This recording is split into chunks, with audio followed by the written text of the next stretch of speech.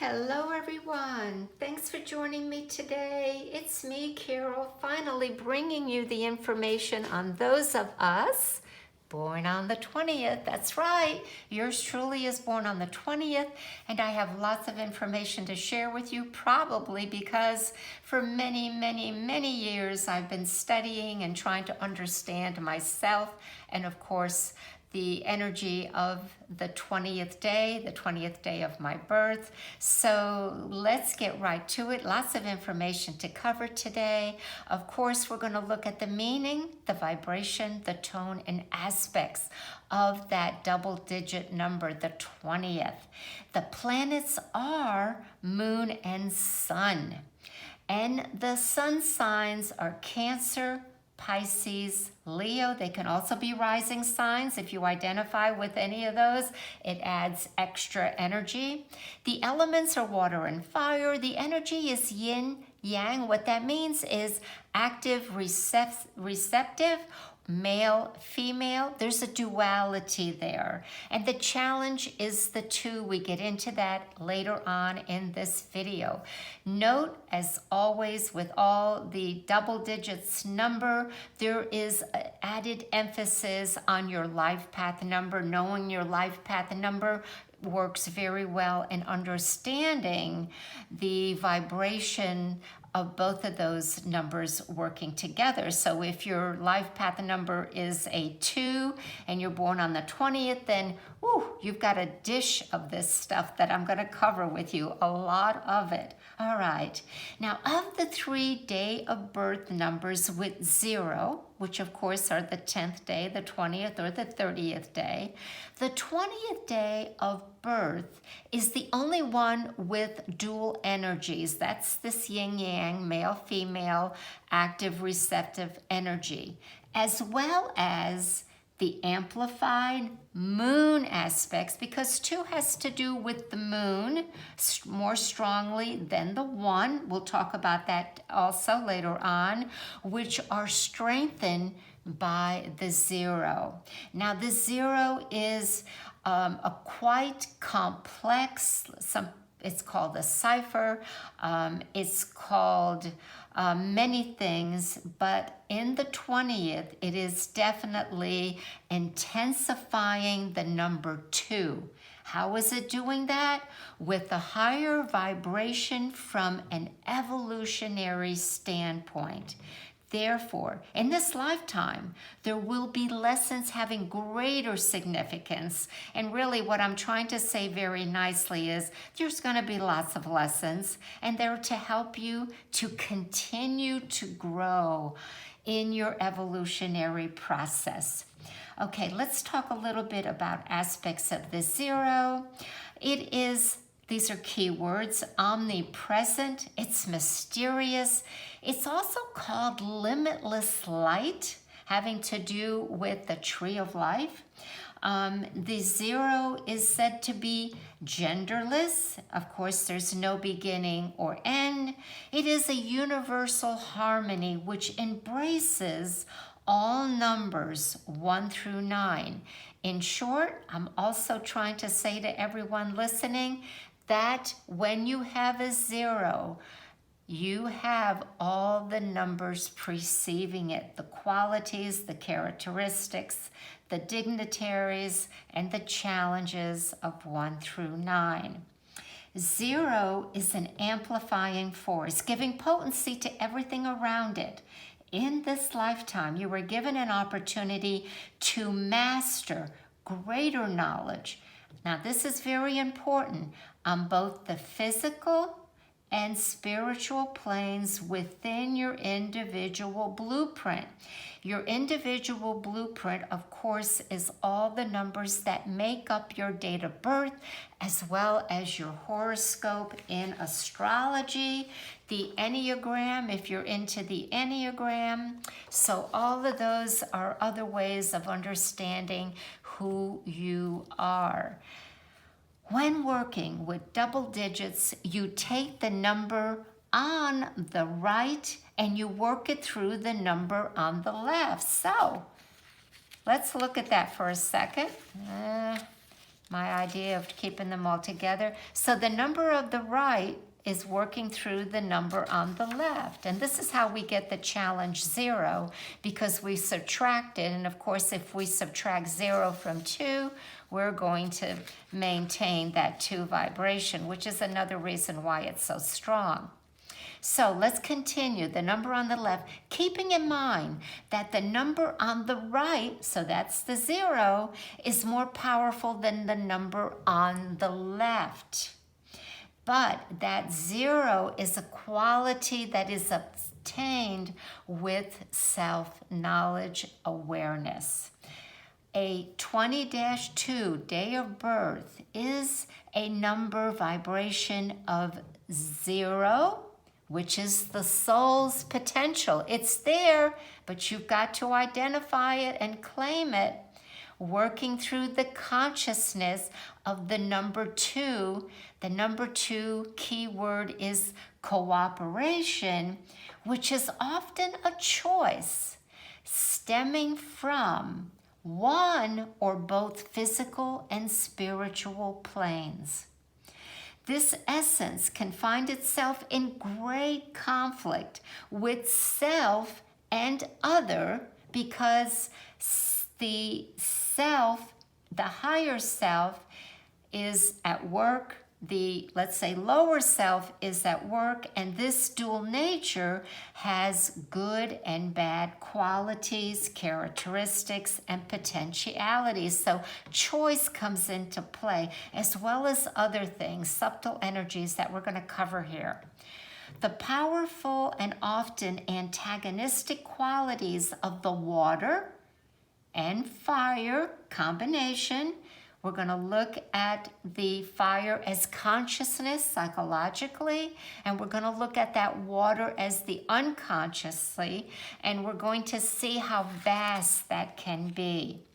Now, those who are born on the 20th day of any month are sensitive, intuitive, friendly, with an inner yearning to be part of and connected to something or someone greater than themselves. So if we're looking at both the physical and spiritual planes, friends, we can interpret what I just wrote here, that higher something, of course, is going to be our spirituality, God, goddess, whatever it is, that is a higher connection. Also, for those of us who don't necessarily go into the spiritual realms this lifetime, then that connection is all going to be about other or children or career or whatever it is that you put all your energy towards. And that's the choices that we're seeing. They are seekers of truth and have a natural connection to all of life. Now, there's also this shadowy knowingness or past recollection with these two conflicting energies of light and darkness on some level. There is a natural emotional understanding and sensory perception of feelings and surrounding energies. And you don't know why all of a sudden you're happy or the next minute you are void of energy and in a bad mood. It's because your surroundings, you are almost like a sponge. And I tell all of my clients that when you are doing any kind of healing work, put on your protective light, get grounded. Those of you who are visiting, let's say, care centers, whether that's rehabilitations, hospitals, trauma units, make sure you protect yourself, because you're going to take in that sensory perceptions and the surrounding energies, especially the water signs, Cancer, Scorpio, and Pisces, because you're already fluid, you're already water. Remember, water takes in anything. You put a dot of red food coloring in water, it becomes red. So that information above is really stronger for the water signs, or they can also be your rising signs. Now, on the other hand, these individuals can become overwhelmed with emotions, especially if you don't protect yourself, ground yourself, or realize it. And this is causing anxiety, moodiness, and sometimes depression. These are natural qualities of the two energy itself because of the duality. And I will also suggest for those of you who are listening to this, and this information is a little bit more than you can comprehend, you might want to look at the information that I have for those who are born on the second day, because they will apply to you as well. Okay, where are we now? There is also a tendency of the number of these numbers, which are cooperation tendencies, to become codependent. Okay, most with this number vibration like to work in small businesses, often a family business. And the fire or air sun signs or rising signs become the head of these types of businesses, where the earth and the water signs sometimes kind of like to be in the background. So 20s have a flair for creative expression, writing. I'm just making sure here I got the right one in order. Yes, I do. Okay, 20s have a flair, I apologize, for creative expression, writing, and prefer working behind the scenes as well. Legal aspects of any business or corporation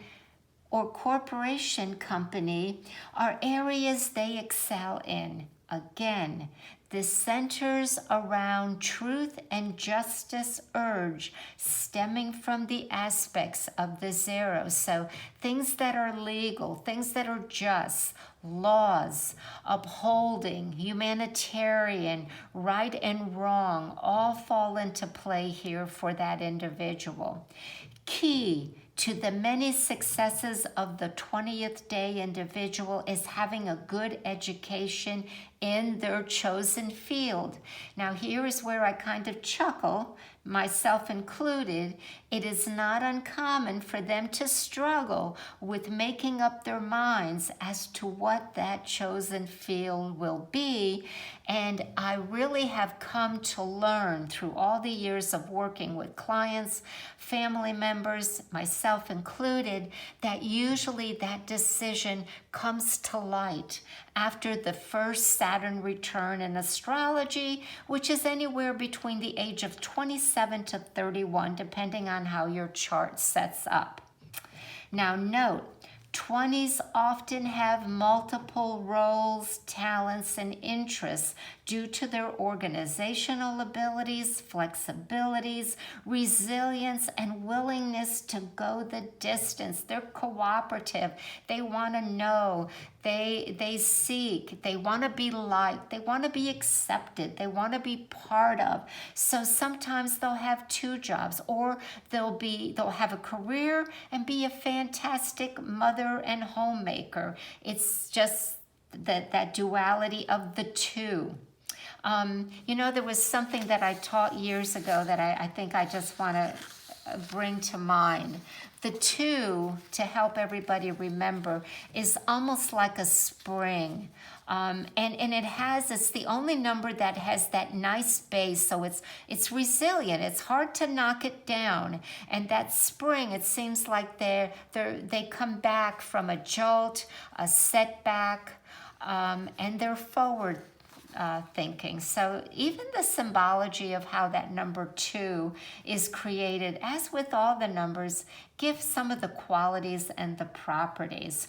Okay, unity and stability. I'm going to stand up real quick to make sure you are able to see all of this on your monitor. Okay, I'm getting comfortable here.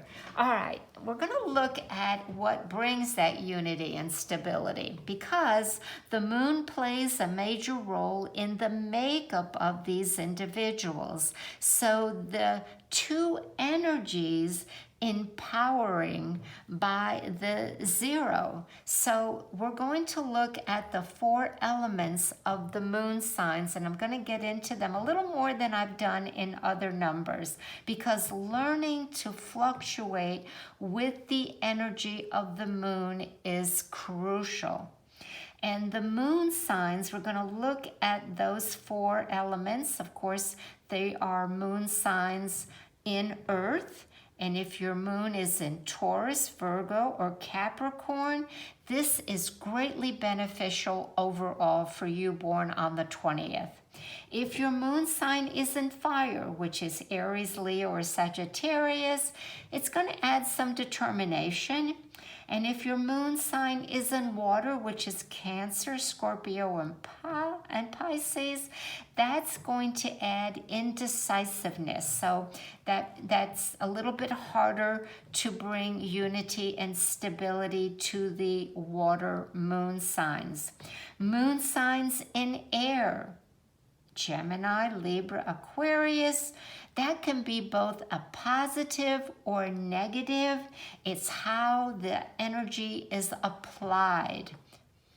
Now, the lessons for those born on the 20th day seem to be based on becoming independent and self-sufficient. Now, that's kind of hard. You've heard me say we want to be included, we want to be loved, we want to be liked, we want validation, we want to fit in. Yet, how is that going to make me independent and self-sufficient if I need all these things? The key is the hidden number 1. Now, 1 is in the number 2 because 1 preceded the number 2, but more importantly, it is the fire and spirit that we have in the makeup of the number 2, and the spirit to advance and shine your light upon all. So that hidden number 1, that fire spirit to advance and shine your light upon all, is very helpful. So, in this lifetime, the 2 must recognize its true nature, that you have this ability, but it doesn't come, it isn't there. It isn't there. Again, you may find it after that Saturn return. It also has to do with your education, your upbringing, your family, your molding. Absolutely. Now, where was I? Must begin its true nature, beginning with self-love and personal awareness. Those, of course, are going to be very helpful in obtaining independence and self-sufficiency. There is a need to overcome the tendency to be disillusioned, disempowered when you're not getting all those things that you may require that are codependent, and burdened by unproductive behavior. You are here to teach others the emotional pain and other challenges you have faced and eventually overcome. So what am I saying here? I'm saying that most people who were born on the 20th day did not usually get a very functional family unit at times. I found that many were not born with a silver spoon in their mouth, and that they have weathered emotional pain and challenges, and it's all for their higher evolution and to become a teacher for others. I put an asterisk. Those who forfeit or give away their power become powerless over time. This has become when I say that, it's when you give away your power, you become fearful, needy, dependent.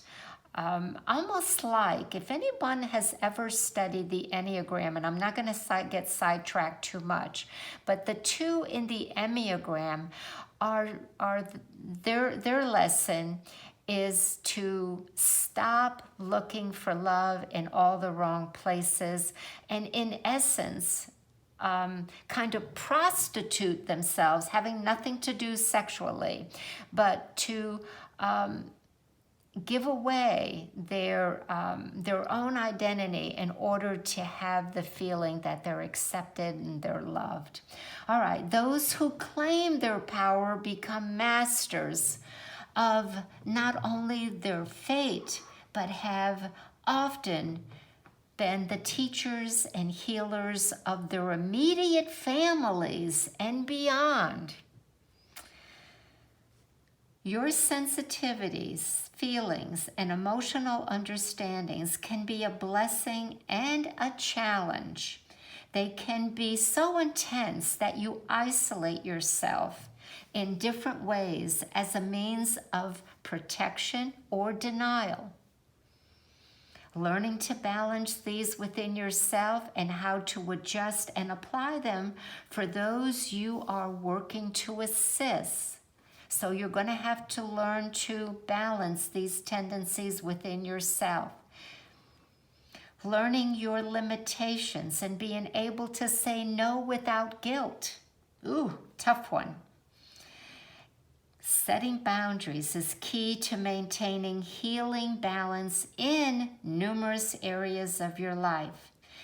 Now, this is all for finding the caption here before we lose sight of it under, I think it was unity and stability. This is all ways of working to obtain that.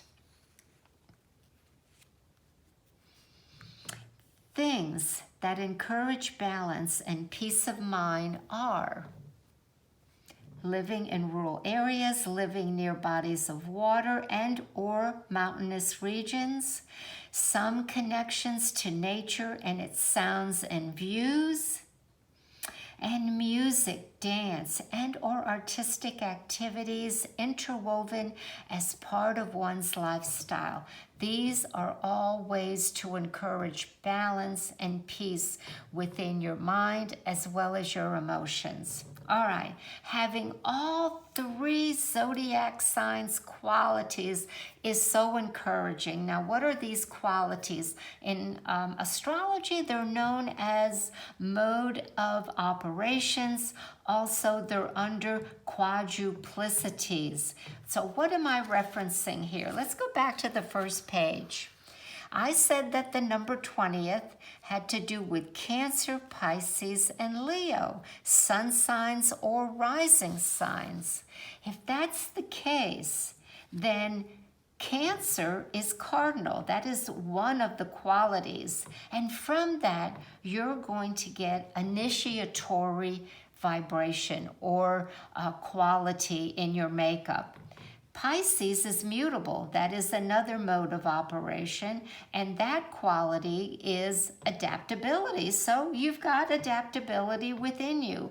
And then lastly, the third and last quality is Leo, which is fixed, and that gives you determination. So do you see all the gifts and aspects of having all the tools that you need in order to overcome the challenges that you may have been born into, brought back, whether that was self-inflicted or through karmic tendencies. But the zero certainly is a gift, and all the energies of that number 2, as you can see. Let's talk about occupations. Co-partners or co-owners of service-oriented businesses. Any profession having to do with healing and alternative healing modalities. You can be a chef, you can be a baker, interior decorator, professionals that use their hands in a healing or creative manner. That opens up a full spectrum. Nurses, doctors, surgeons, chiropractors, beauticians, teachers, undertakers, consultants, and therapists. Those are just some of the few occupations. We're going to talk about the 2 challenge, and the 2 here is amplified because of the 0. So the challenge is to give cooperation, but that fine balance of too much or too little over-cooperating, codependency, and giving away of your power. So, we're going to talk. As children, you may have internalized your feelings as well as who you truly were. So that is a great possibility. And many become chameleons, most often for those reasons that I voiced earlier. Wanting to be loved, wanted to be needed, wanted to be okay, accepted, validated. In this makeup, the energy of that 2 is brimming with compassion or disdain. There's the darkness, okay? There's the light and the darkness also right at the surface of this challenge, right on the level of the surface. I'm talking about you can feel it, you know, and you're going to decide which one am I going to use. I put in parentheses waves of each at different times and events. It depends who triggers it. It could be a word. It could be a scent. It could be the tone of someone's voice. It could be a memory of a location. And they all are concerning for you. There are usually many distortions within the self and intuitive messages you receive and try to interpret. That has to do with the unconscious, also known as the shadow, and how that is distorted or interpreted through your life experience is also what that message you're receiving. So you may have to rewrite your script. That's another challenge of the number 2. At some point, the 2 is led to making a choice of how he or she will respond to the duality experience in both the inner and outer world. And that's what you're dealing with constantly. You will be selfish or selfless, and both need adjustment.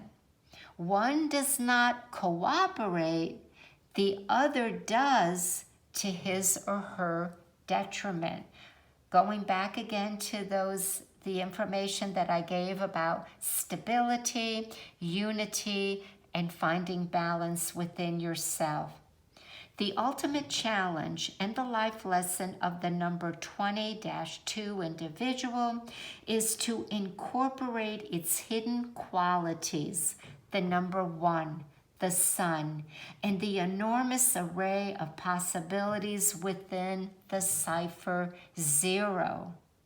The life principle of the sun, when we're talking about astrology, is to and for self-integration. This must be achieved at some point in the 20-2's life. In doing so, the destabilization qualities of the moon, that's our challenge, becomes workable, rhythmic patterns in which you now respond instinctively and can reflect upon versus react to. We've cleared away the shadow. We've worked with the distortions. We understand who we are. We go further. Ultimately, this challenge is one of understanding the importance of giving and receiving in a manner that reflects the need of all those concerned. Yet this most likely will not be possible until a full acceptance of your integrated self. I know that was a lot of information, friends. If you have any questions, as always, feel free to comment, email me, ask me questions. I hope this was informative, helpful in some way. Thanks, everyone, for being so patient. I know this took a lot of time to bring out, to get on paper. Here I'm still struggling. I want to get back to that first page. If you want to take a screenshot from the beginning, And I wish everyone well going forward, and I will try to be back much quicker than I have in the past. Bye, everyone.